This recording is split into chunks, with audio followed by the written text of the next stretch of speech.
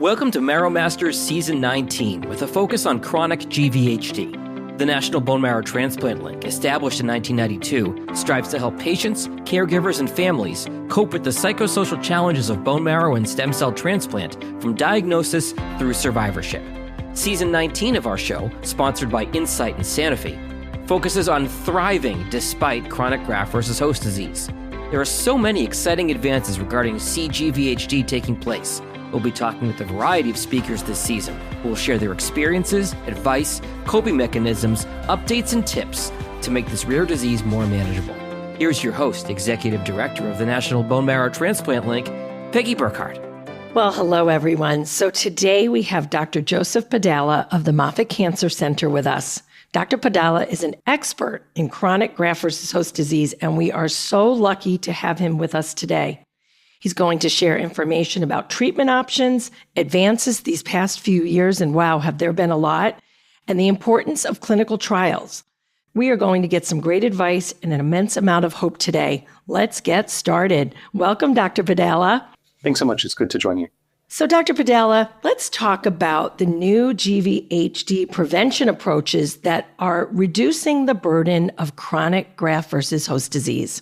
Well, to start, that's one of the more exciting topics that we're going to cover today. There are new GVHD, or graft-versus-host disease, prevention approaches that are showing major promise. And one of the ways that they're helping is reducing the burden or the proportion of people that are affected by chronic graft-versus-host disease.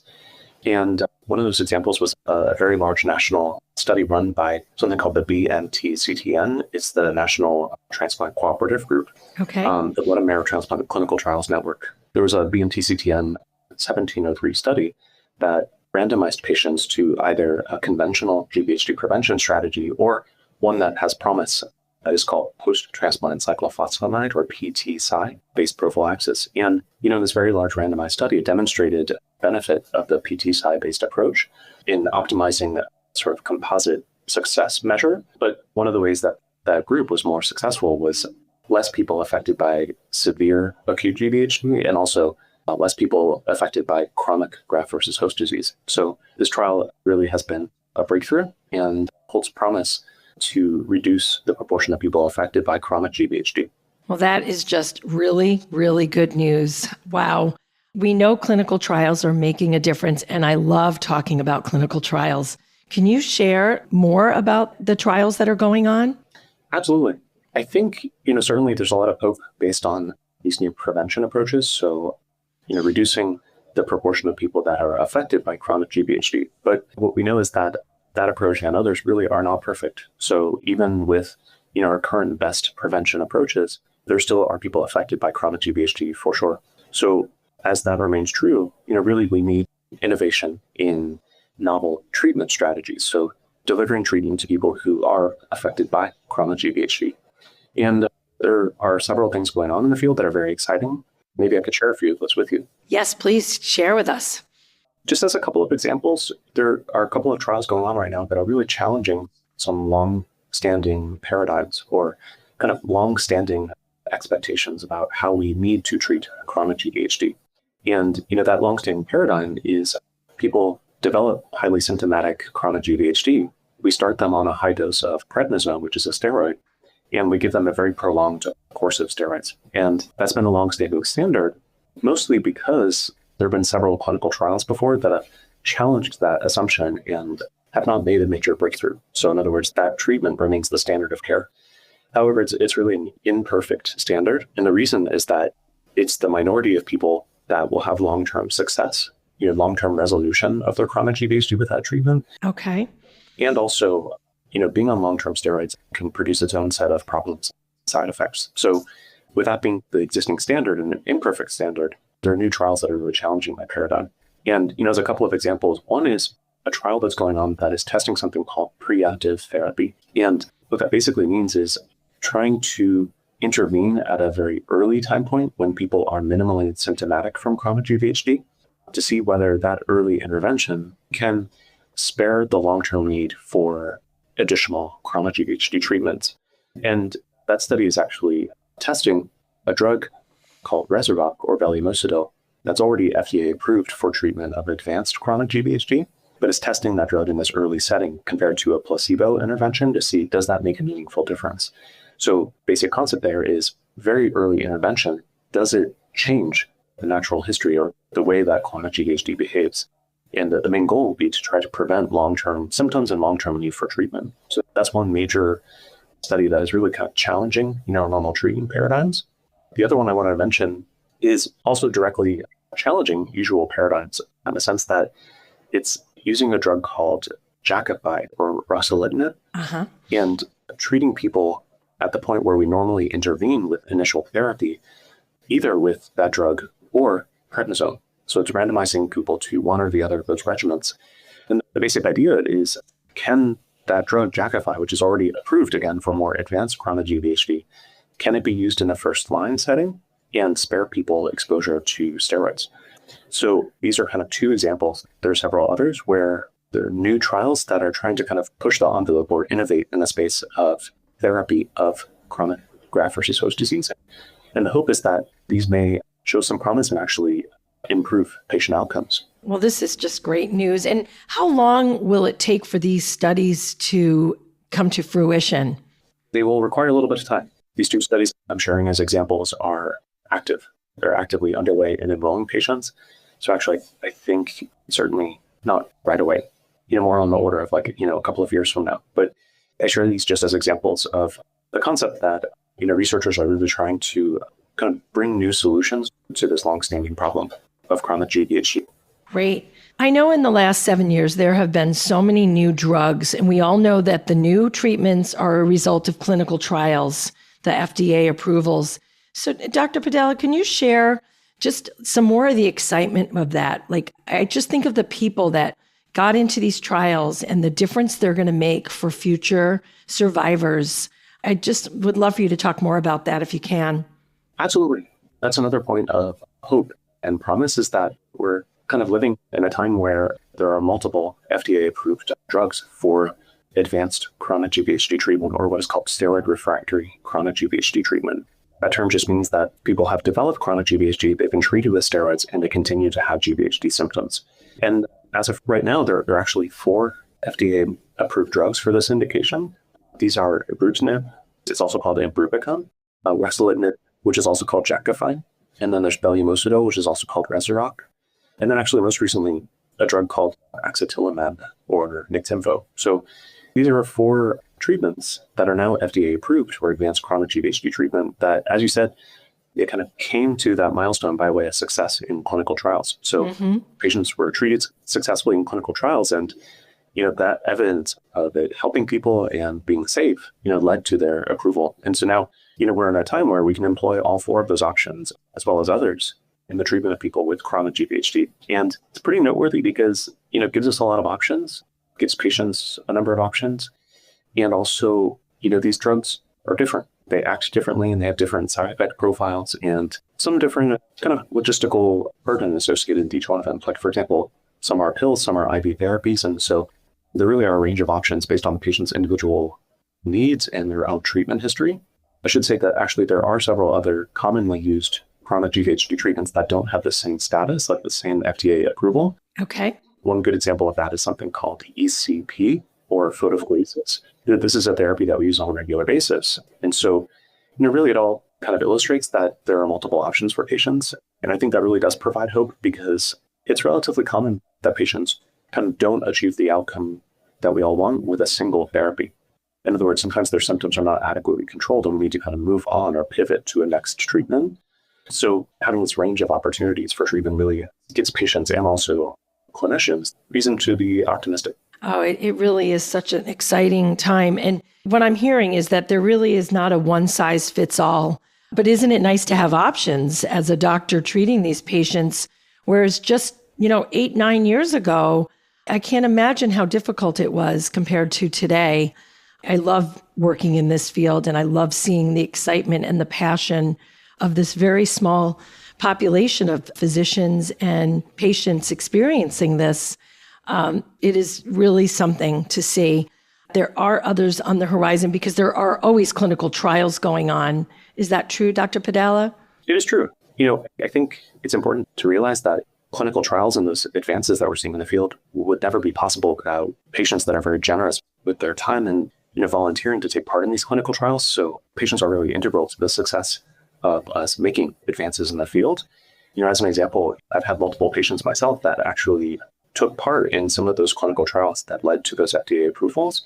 I've even had patients who had a therapy on a clinical trial and then actually after the approval continued that same therapy as a standard of care and continued to be very successful several years later. So just wanted to highlight that patients are really central to our ability to conduct clinical trials and also advance the field and ultimately improve the outcomes of future patients. But, as you mentioned, we still don't have perfect solutions, and there's definitely a lot of need to continue innovating. And yes, that is very true. There are a number of clinical trials that are active and ongoing. So that holds a lot of additional promise. I couldn't agree with you more. The heroes are the patients that are willing to take the time to partake in a study to make a difference. And we really want to do a shout out to them. So Dr. Pidala, it seems that the focus on the patient's perspective in chronic graft-versus-host disease continues to grow. Can you tell us more about the patient-reported outcome measures? Definitely. So just like we were saying, patients are central to be able to make progress through clinical trials. Patients are also central to everything that we're doing in the clinic. Despite, the provider or the clinician having important insights into how to treat the patients, how to help them to make progress, it's also true that no one knows better what it's like to live through chronic GVHD than the patient themselves. Patients really have valuable insights into their own care and also have a keen awareness of their own, benefit and side effects from treatment. So PROs are patient-reported outcomes.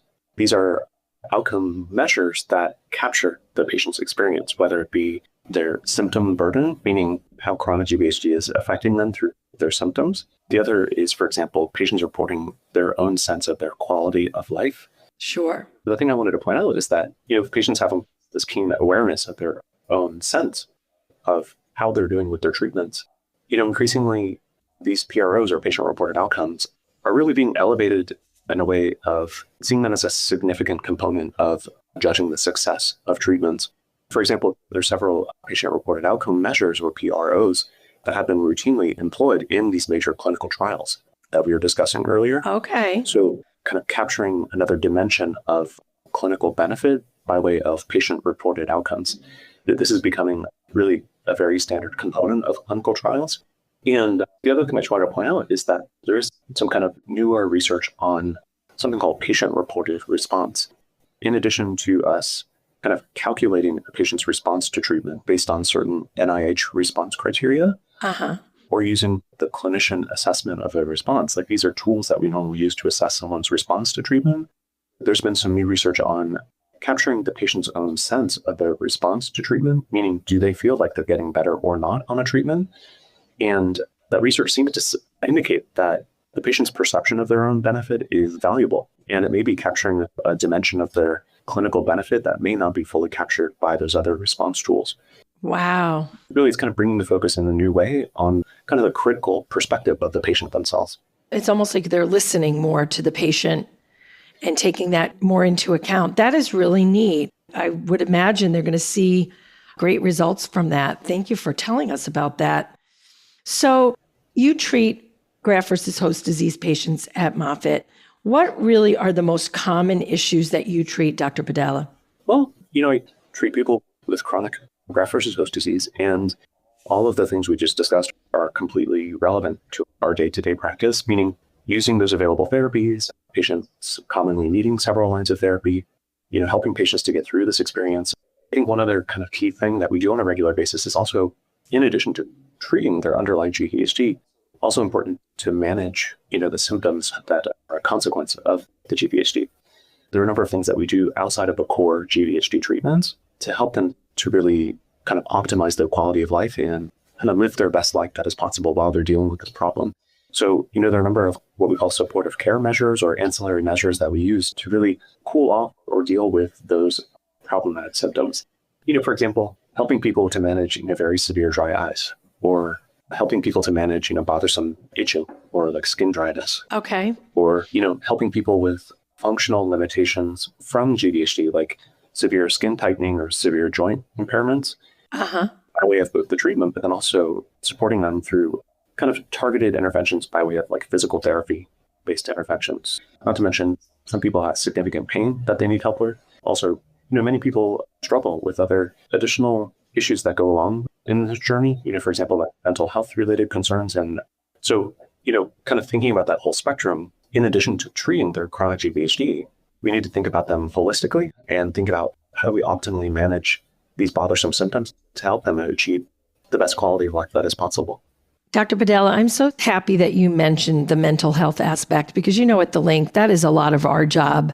We are helping people just try to live their best life. They worked so hard to stay alive, and now they've got this rare disease. And we offer so many programs, as you know, just really aimed at their quality of life and their mental health. And I think it's so important to mention that it's okay to need to talk to somebody about this. This is really tough stuff.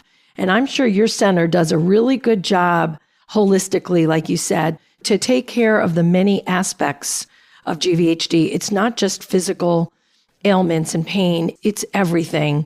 And I get to see the patients who make it, who get through it. It burns out somewhat. And I know I'm preaching to the choir because this is what you do for a living. So it's really exciting to see what happens, a few years after transplant. Sometimes it gets worse for a while, but a lot of times we see things getting better for people. That's one thing I would definitely highlight because, a lot of what we've discussed here today is, future oriented and reasons to be optimistic and sort of like thinking to kind of forecasting a good outcome, a better quality of life, kind of moving forward. And I think, something we try to encourage our patients to do as well along their journey, but also, genuinely, I would share that in many ways, there is reason to believe that. And actually, if I think about the patients in my clinic, certainly there's some people that are really struggling with chronic GVHD issues, but, there are an equal share of people who have made it through that and are long-term survivors, have no or minimal GVHD, are on no or minimal immune suppressive medications, returning to work, living their lives, being with their family. So I think, in many ways, there are reasons to be optimistic. Yes, more than ever. It is an exciting time in this field. So Dr. Pidala, one of my favorite parts of doing these interviews is asking the clinicians for an anonymous favorite story, maybe a patient that really touched your heart. They were really maybe struggling. Do you have a story for us today? I do. And, to be honest, thinking about the question, there's so many stories. I've had the good fortune of taking care of a lot of patients and a lot of patients with chronic GVHD. And I have to say, it always really inspires and impresses me to see how resilient they are and how hopeful they are, how much they are willing to kind of go through some difficult times and kind of look forward to a better future. So it's really very inspiring in a lot of ways. I'm not sure I can name like the most memorable case because there's so many. To be honest, one of the really nice things about the work that we do is the continuity, building relationships with our patients and their families and kind of caring for them over a long period of time. I have to say that's one of the most meaningful aspects of what we do. But, if I had to pick one example, I would say, again, speaking anonymously, one young woman comes to mind who really had a very challenging time because she had two of some of the most difficult to treat types of chronic GVHD. Chronic GVHD can affect your body in a lot of different ways. Uh-huh. Some of those ways are recognized as kind of subgroups or kind of like types of chronic GVHD. And she unfortunately had both of them. One of them is something that we call, like the medical term is called cutaneous sclerosis. Okay. Sometimes people just call that sclerotic GVHD. Sometimes people say it's just an issue of like hard and tight skin. It's that problem. Sure. People have varying degrees of hard and tight and not movable and not pinchable skin. And sometimes it can be problematic to the extent that people can't move their joints very well. So people can be like very rigid and very stiff. So she had both that in a very extreme way.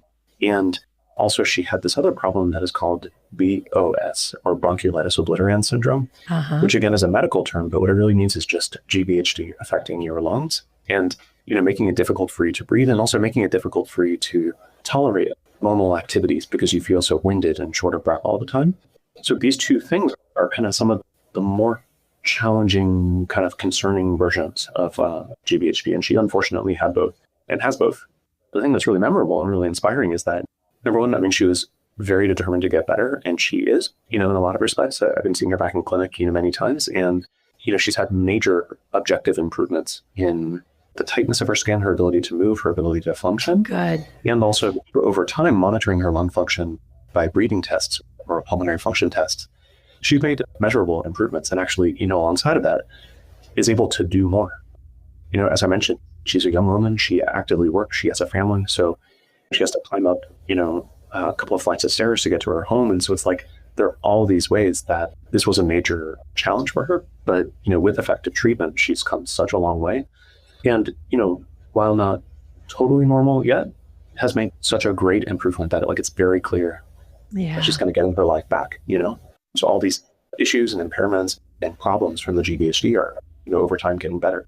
So it's really inspiring to see that, and also really kind of illustrates that there's a lot of reason to be hopeful, even amongst, those people who have really challenging versions of chronic GVHD. There's reason to be optimistic that with time and with treatment, you can make major strides. Yes, and those are two of the tougher ones. And to hear that she's a young woman with a family and all this hope, I may need to talk to her to be a mentor for us.